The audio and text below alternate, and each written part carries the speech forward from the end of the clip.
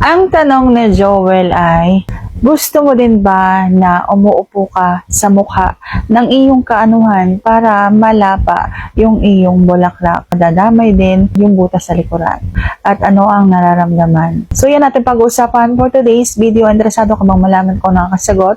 Please keep on watching para bago yan. Kung bago ka pa lang sa akin channel, please consider to like this video and subscribe my channel.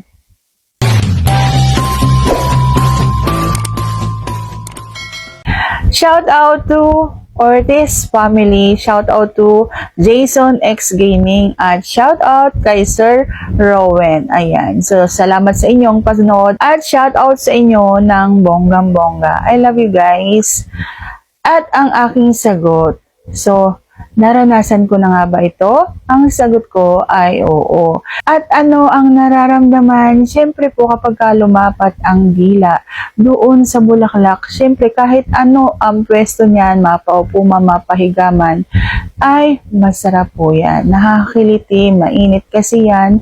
At siyempre, iba yung pakaramdam kapag dila na ang gumagawa doon sa bulaklak. Lalo na kung halimbawa, idadamay din yung sa may bandang likuran. At sana nasagot ko ng tamang yung tanong. And like this video, please consider to like this video and subscribe my channel. Thank you for watching. See you on my next vlog.